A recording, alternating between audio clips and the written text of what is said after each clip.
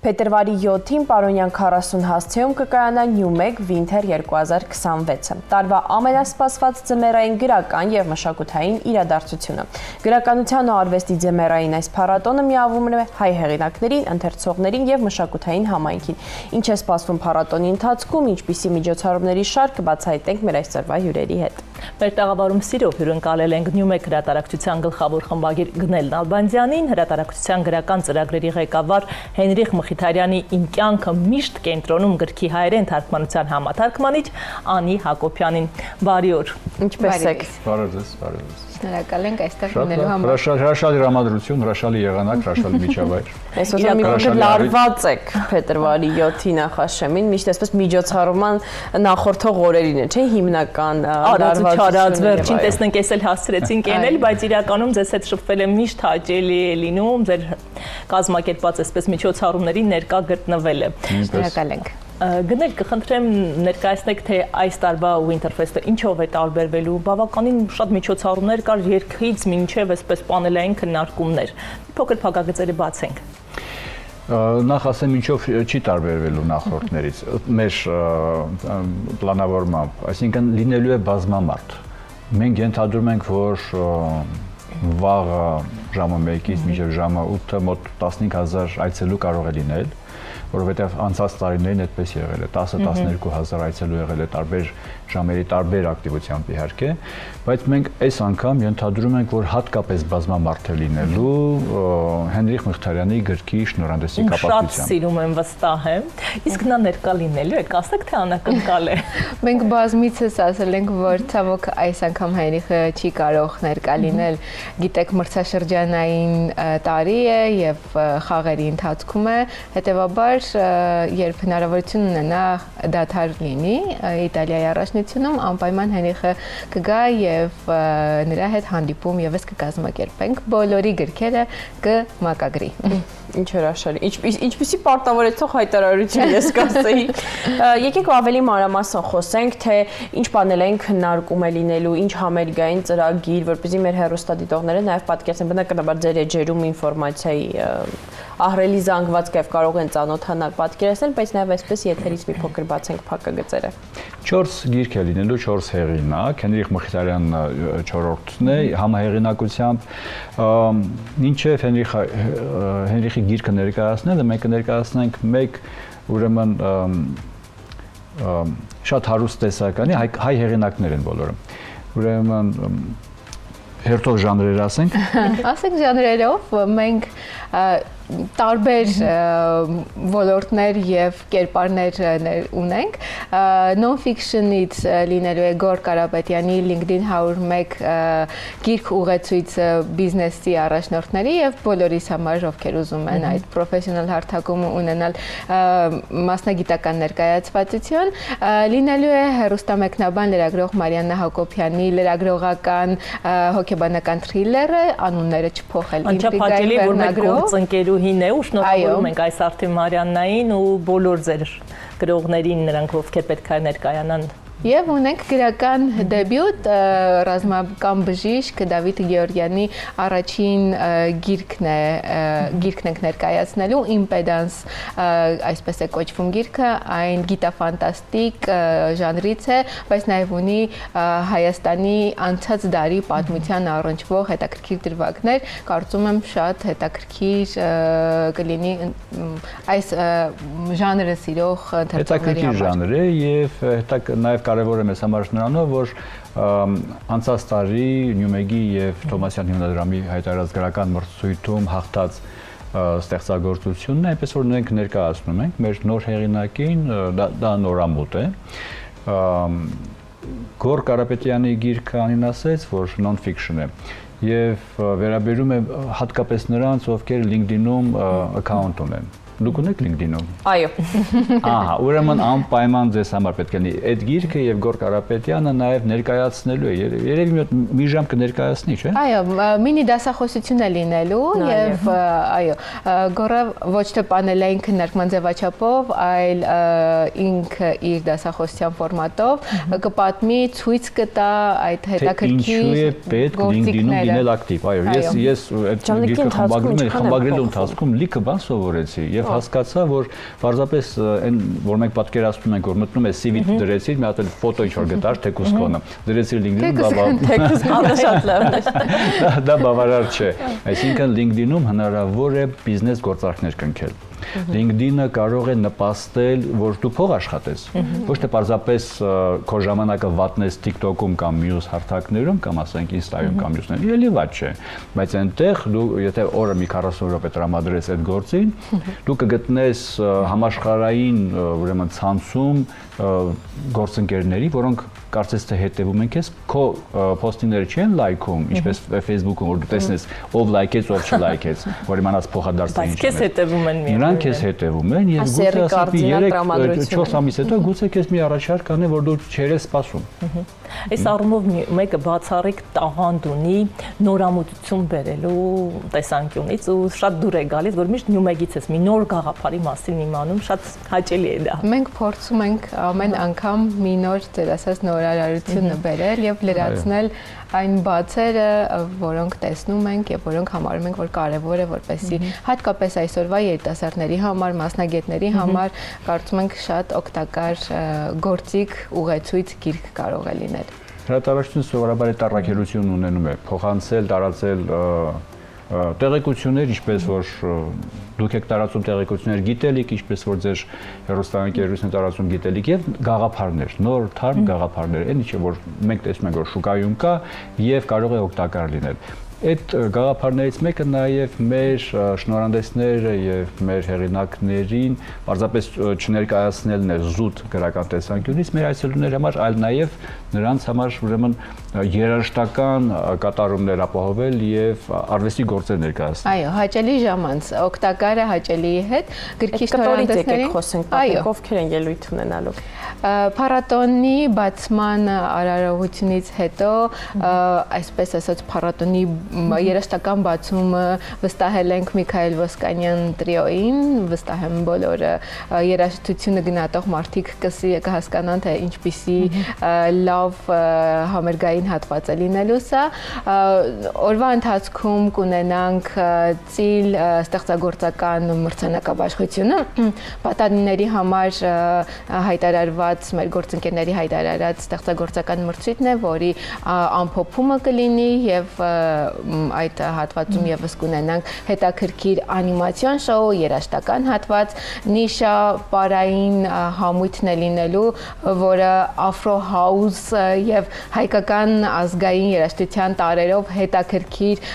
պերֆորմանս շոու է խոստանում եւ երեկոյան գալա համերգին մենք կարողանանք վայելել հայություն բենդի ելույթը։ Մի խոսքով ժամը 12-ից վաղը երևի պետք է լինել ձեզ մոտ ու ասել տնեցիներին ես այսօր չեմ գալու կամ շատ ուշ սպասեք, ես հետ զգացողություն ունեմ արդեն։ Այո, մոտավորապես դա կլինի մի աշխատանքային օր, ժամը, ասենք 12:30-ից ենթադրենք մինչև ժամը 8-9, այնպես որ շատ հաճելի ժամանց կլինի, մարդիկ գալիս են ընտանիքներով, ընկերներով, հատկապես որ երկրորդ հարկում մեր ուրեմն գրքերի վաճառքի տարածքն է եւ մենք այս անգամ առանձնացրել ենք Հենրիխ Մխիթարյանի գրքերի վաճառքը առանձին սեղաններն, որ չխանգարեն իրար, որովհետեւ մենք կարծում ենք, որ տեղատարափ է լինելու։ Այո, որ առաջին խմբականակը մենք հույս ունենք, որ շատ արագ կվաճառվի։ Եվ զեղչերի մասին եք խոսում դուք։ Խնդրեմ անդրադառնալ։ Փառատոնային մեր քաղաքականության մեջ զեղչը շատ կարևոր հատված է։ 30% զեղչ է։ Այսինքն 1/3-ը գրքի, ուրեմն հնարավոր է այս ընթացքում եւ մարդիկ կան, որ բնականաբար մենք քաջալերում ենք, որ օգտվեն զեղչային այս համակարգից եւ մենք ունենք ավանդական այցելուներ, որ 5 6, 7, 10 գիրք են գնում։ Մի քանի տոպրակ նույնիսկ։ Մի քանի տոպրակով, հատկապես երիտասարդներ են գալիս տոպրակներով, գրքեր են գնում, եւ գիտենք, որ երիտասարդները կարդում են։ Այո, իհարկե։ Ոչ թե պարզապես գնում են, որ նվիրեն, էլի վատ չի, բայց կարդում են եւ իրեն գալիս են եւ քննարկում են, իրեն գիտեն, թե ինչի հետևից են գալիս։ Դա ամենազարմանալի պահն է մեզ համար փառատոնային, մեր կենսագրության մեջ եւ հաճելի։ Մյուս հատվածում լինելու են 2 հոգի վաճառելու են միայն այդ մեր այդ բաները գրքերը։ Ներկայացված է լինելու նաև Նյումեգի ամբողջ տեսականին գրքին զեղչով, այնպես որ եթե ֆուտբոլասեր չեք գալու միայն Հենրիխի գրքի համար, անպայման ձեր գիրքը կգտնեք մեր հիմնական տաղավարում եւ իհարկե մեր մյուս 3 հեղինակների գրքերը եւս այդ օրը բացառիկ զեղչով են ներկայացված լինելու։ Գրքի տոն է դառնում։ Գրքի տոն։ Մանավանդ որ այնտեղ ներկա հեղինակներն էլ մակագրելու են։ Այսինքն մարդը գալիս է ֆանատն է, չգիտեմ, այդ հեղինակի կամ ուզում է գիրքը ձեռք է բերել, հեղինակ այնտեղ նստած է մակագրում է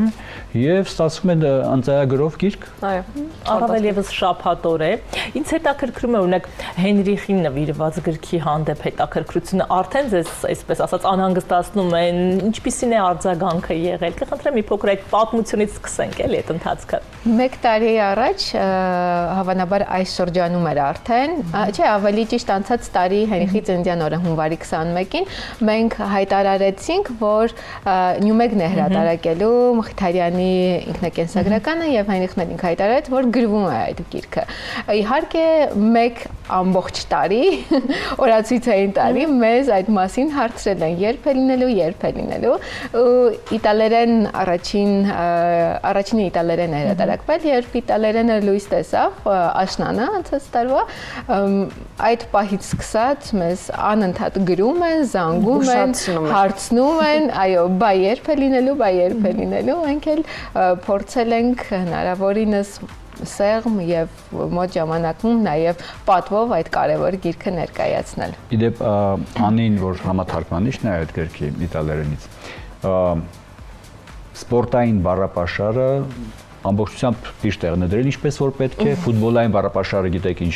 բարդ խնդիր է, ես չեմ կարողանում այդպես գլուխ անել եւ սովորական մահկանացու ուրեմն թարգմանիչն էլ չի կարողանա գլուխ անել, բայց Անին կարողանում է այդ ամեն ինչ անել եւ տերմինները եւ սպეციფიկ այդ ձևակերպումները, ես զարմանում թե ոնց է կարողանում Անին այդ ամեն ինչ հիշել եւ գեղեցիկ ներկայացնել հայերեն։ Գեղեցիկ բառամթերքն է, այսպես նայում, հաճախ են ինձ օրինակ ասել, տեսակ ոնց որ քո նման չեն շատերը խոսում են, ասում ես դպրոցից եմ այսպես խոսել ու չեմ բանանում, բայց հիմա Անին է հիացած ես լսում, թե ինչ գեղեցիկ է հայերենով խոսում,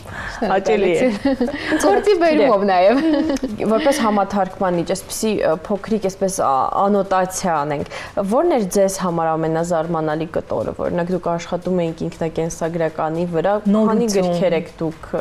թարգմանել, աշխատել, այսպես նրանց հետ աշխատել, ո՞րն է եղել ձեզ համար այդպես զարմանալի կետը։ Նախորդ գիրքը, որ թարգմանել է գրքին ֆուտբոլային էր եւ հայտնի ֆուտբոլիստ Մբապեի գիրքներ, ի տարբերություն մյուս այդպիսի ֆուտբոլիստների կենսագրական գրքերի, Հենրիխի գիրքը ինձ համար ոչ միայն այն առումով, որ մեր Հենրիխն է, բոլորս ճանաչում ենք, հպարտանում ենք, ջերմ վերաբերմունք ունենք, ինձ համար մեծ բացահայտում էր Հենրիխի այդ մարդ կերպարը, այդ մաքրությունը, պարզությունը, համեստությունը, իհարկե այդ ամեն ինչը գիտեինք, տեսանելի է, պարտադիր չէ որպեսի գիրք գրվեր, որպեսի մենք իմանանք թե Հենրիխը ինչպիսի լավ մարդ է, բայց այդ գրքում այդ անկեղծությունը եւ ջերմությունը, հույզը եւ նրա կարոտը հոր նկատմամբ եւ ակնածանքը այդ ամեն ինչը շատ հուզիչ էր, հատկապես ինձ համար որպես նախկին սպորտային լրագրող, որ հետևել եմ Հենրիխի ֆուտբոլային կարիերային, ծանոթ եմ եղել այդ ամբողջ զարգացումներին եւ վերջում տեսնել այդ ամեն ինչի ետնաբեմը, այսպես ասած մարդու ապրումները, հա, կապ չունի ֆուտբոլիստ է ու հասել է ամենաբարձր հաջողության բարձր կետին, կապ չունի թե ով ես, սա ուսուցողական գիրք է բոլորի համար, հատկապես կուզեի որպեսզի ծնողները կարդային եւ անպայման այն կարդային նաեւ իրենց երեխաների հետ, որովհետեւ այդ ինչպես գրքի ենթավերնագիրն է, հա, հայ տղայի վճռական նվիրումի ուղին, այստեղ ամեն ինչ ասում է, որովհետեւ այդ հաջողությունը տրվել է միայն անդադար առանց ընկրկելու աշխատանքի, առաջ գնալու մղման շնորհիվ եւ հավատի, երազանքին հավատալու մասին է այս գիրքը եւ կարծում եմ սա պետք է բոլորը կարդան, անկախ նրանից ուզում են, որ իրենց երեխան լինի ֆուտբոլային չեմպիոն, թե կյանքում որևէ մասնագիտության մեջ չեմպիոն, որովհետեւ չեմպիոն լինելը դա հոգեբանություն է, դա ուղղակի մարզական տերմին չէ։ Դու կյանքում քո բնակավարում պետք է լինես չեմպիոն։ Հատկապես պատանիների համար այս գիրքը, երիտասարդների համար այս գիրքը շատ կարեւոր մոտիվացնող գրականություն չէ, բայց ամբողջությամբ մոտիվացնող է, որովհետև Հենրիխը նկարագրում է, թե ինքը ինչպես է բանակցել, ինչ ծանր քննարկումներ ունեցել իր որոշ մարզիչների հետ։ Մենք մտնում ենք այդ սենյակները, տեսնում ենք, թե ոչ թե պարզապես հոլիվուդյան ֆիլմերով ենք մենք դա տեսնում, որ պատկերացնում ենք, թե ինչ է լինում, այլ նաև տեսնում ենք այս ինքնախոստովանության պես մի բան, ինչպես ինչ ռիսկ պետք է անել, պետք է իմանաս քո գինը, պետք է իմանաս քո արժեքը, պետք է իմանաս քո առաջնահերթությունները, որ կարողանաս բանակցել գիգանտների հետ, հզոր մարզիչների հետ, հավասարի պես եւ չընկրկել եւ չընտարկվել մանիպուլյացիաների։ Այս առումով շատ հետաքրքիր է ինձ համար այդ ետնաբեմը, շատ հետաքրքիր էր խոհանոցը, ֆուտբոլային հսկաների եւ որտեղ մեծ թվեր են պատտվում, որտեղ մեծ կրքեր են բորբոքվում։ Եվ կարծում եմ շատ-շատերի համար, ընթերցողների համար դա մի պատուհան է, ինչպես սերիալ նայում ես, թե ինչ է կատարվում այս խոհանոցում, մեծ սպորտի խոհանոցում ինչ է կատարվում։ Որովհետև մենք բոլոր այդ լուրերը, խոսակցությունները, քննարկումները կարդացել ենք տաբլոիդների վերնագրերով, գիտենք համաշխարհային մամուլից, սպորտային, բայց թե այն ամենը ինչի միջով է անցել իսկապես մեր հերոսը, իսկ Հենրիխը այս առումով իսկապես հերոս է, որովհետև կանգնել եւ պաշտպանել քո սկզբունքները եւ չգնալ հեշտ ճանապարհով, այլ ընտրել ճիշտ ուղին, սա իսկապես խիզախություն է։ Անչափահաճելի էր լսել այս մասին, առաջինը իմանալ, մինչ վաղը մեր հեռուստադիտողներն ու գրքի սիրահարները կլինեն արդեն հնում եք Winterfest-ին, ձեզ հաջողություն ենք մաղթում։ Հաջողություն, այսպես բեղուն ընթացք, վստահենք, որ հաջողելու ենք, ես հույս ունեմ առնվազն, որ կհասցնեմ ներկա լինել, մեր հեռուստադիտողներին եւս հորդորում ենք, որ ճիշտ անցկացնեն հանգստյան օրերը, մասնավորապես Պարոնյան 40 հասցեում։ Լավ օր ձեզ։ Հաջողություն։